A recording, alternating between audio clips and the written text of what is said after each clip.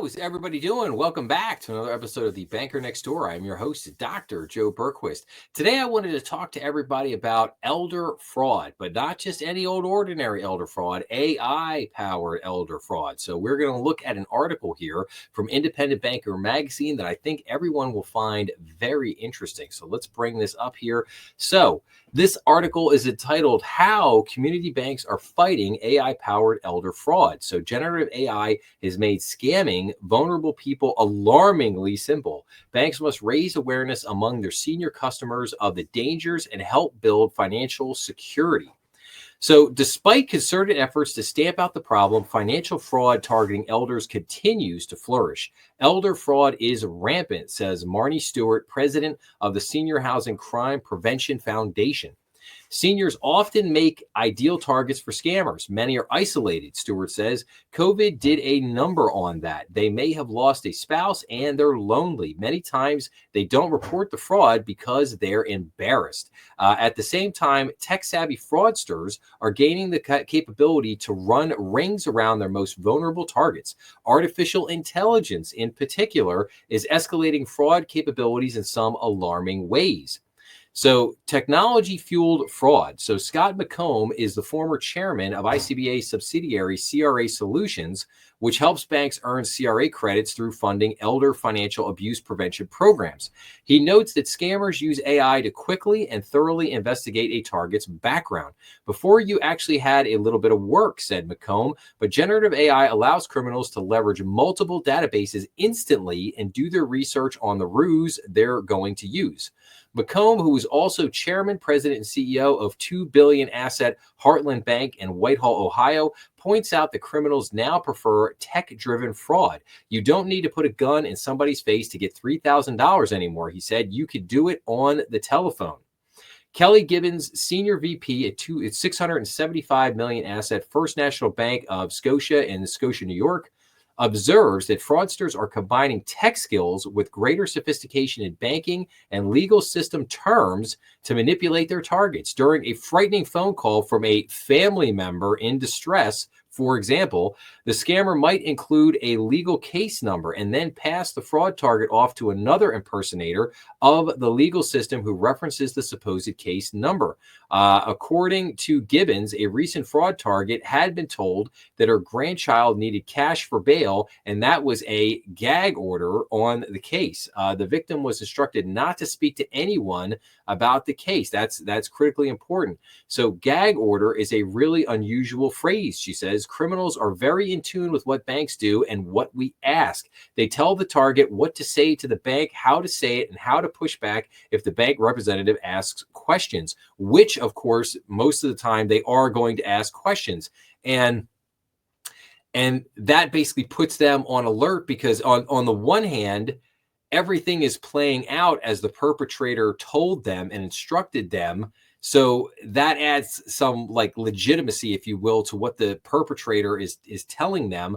But it also, it also makes, as the banker, it makes it, more difficult. Like it stinks because you, in certain situations, you may have to become a little more forceful than you would like to be with the customer to basically say, like, no, we're not going to do this because we know it's fraud, and we're not going to, and then of course the customer gets very upset. It's a whole thing. But I digress. Let's continue on here. So Gibbons has had several difficult conversations with elders who've been targeted for fraud but don't want to admit it. It is heartbreaking for someone to lose their hard-earned money to a scam that never should have happened, she says. And then we get into pathways toward resolution. As a result of these experiences, Gibbons and the First National Bank of Scotia team developed an affidavit to be read to the suspected target line by line.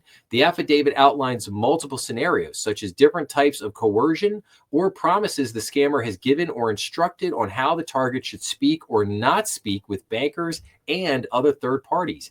It's not a legal affidavit. The purpose is for the customer to read through it one by one and have a chance to reflect on the transaction, explains Gibbons. We go through all the talking points to see if any have happened with the customer. We add to it every time a new fraud comes up. In response to rising elder fraud, ICBA CRA Solutions has been ramping up its efforts to help community banks earn CRA credits through elder financial abuse prevention programs. Banks can choose to make a loan, an investment, or a grant that supports CRA elder abuse prevention programs and housing facilities in their assessment area.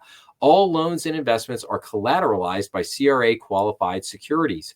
CRA Solutions offers multiple solutions for community banks, says McCombs. We have a nationwide database of retirement homes and care facilities that banks can support. It helps the institution qualify for CRA credit, and it's the right thing to do. Bank 3 in Memphis, Tennessee chose the community development loan option. We are an intermediate small bank, and the regulators grade us according to the community development loans on our books, says Ed Gentry, EVP and COO for the $450 million asset community bank. As our bank gets larger, we hope to eventually participate in all three: loans, investments, and grants. CRA Solutions has two program tiers that both provide turnkey fraud prevention programs for veterans' homes and residential facilities. Features include educational videos, 24/7 toll-free tip lines, elder financial abuse prevention toolkits and documentation, and support for the bank's CRA exam. The turnkey operation makes it very simple for the bank to do what it needs to do to comply with CRA requirements, Gentry says. Heritage Bank in Burlington, Kentucky has partnered with ICBA CRA Solutions for 3 years. Allison Dubbs, the $1.8 billion asset bank's senior VP of marketing, praises the program. We've been pleased with the organizations that ICBA CRA Solutions partners with to improve the quality of life and financial literacy in Greater Cincinnati, she says. We like to support programs that help seniors enjoy independence and protection against fraud. So, and then it goes on to say, education is the best defense. So Stewart has found that the involvement of community banks gives added credibility to fraud education. When a local bank comes in and shares their experiences, it becomes more real to the residents, she says. One of the more popular features of the CRA Solutions program is Fraud Prevention Bingo, a game that Stewart created. The bingo sheet has more than 50 tips, tricks, and conversation starters on fraud and scams. Seniors love bingo, and they're not lecturing to them. They're having a conversation, she says. Gentry reports that his Bank 3 team visited a senior living facility in Jackson, Tennessee, and were impressed with how effective the bingo game was in getting elders to open up about their experiences of fraud. It was amazing, he recalls. A few members spoke up and talked about experiences for themselves or family members. They warned the other residents what to be careful of. McComb believes that because most community banks know their customer base so well, they're especially effective at spotting potential fraud. He acknowledges, however, that training is always useful. You need to train people in the latest scams. Heartland Bank has combined CRA Solutions training with training from local law enforcement to keep bank employees updated on the latest scams. Our training of elder abuse has seen great effectiveness in our client base, he reports. Gentry is enthused about the effectiveness of the CRA Solutions program. This is a great way for us to make investments back into the community, he says. You can make an immediate impact with local seniors that really have a need. Elder fraud may be a challenge, but ICBA CRA Solutions partners and others are working together to overcome that threat. Protecting seniors is paramount, and we love the opportunity to bring banks together with these facilities, says Stewart. It's a win-win as far as we're concerned. So, and then there is a small thing here that basically says Senior Crime Stoppers Enriching Seniors' Lives. The enhanced ICBA CRA Solutions tier Senior Crime Stoppers funds Wish Comes True grants when senior facilities can use to improve their amenities. A facility funded by Memphis, Tennessee-based Bank 3 was able to buy equipment for an internet cafe for residents. They can congregate there and communicate with their families. Heritage Bank sponsors Rosedale Green, a facility in Covington, Kentucky, that has used Wish Comes True funds for a slip and slide outdoor activity as part of a summer carnival. That's an out-of-the-box program, says Allison Dubbs, Senior VP of Marketing for the bank. Through ICBA CRA Solutions, we've been able to fund sensory rooms and restock arts and crafts programs, as well as slip and slide parties. We're committed to improving the quality of life in our region, so we've enjoyed supporting fun activities for our seniors. So, and now I just want to go back up here to the top for just a second, and I just want to look at some of these numbers here. So elder fraud by the numbers. So in 2023 in the U.S., there were 101,068 complaints. $3.4 billion in total losses. $33,915 was the average dollar loss per complaint.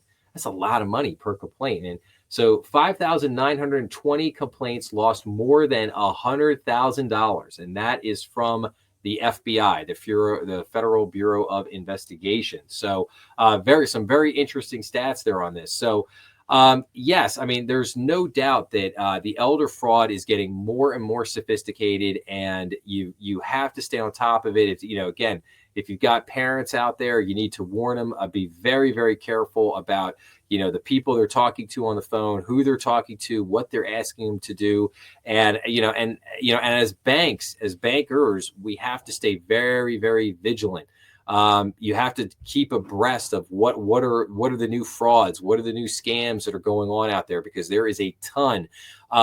For anybody who saw the episode that I recently did on Bank Director, just did their 2025 risk survey, where the biggest thing in that survey was fraud, and the explosion, the epidemic of fraud, if you will, that has transpired across the industry. So it is touching people in various different ways. So.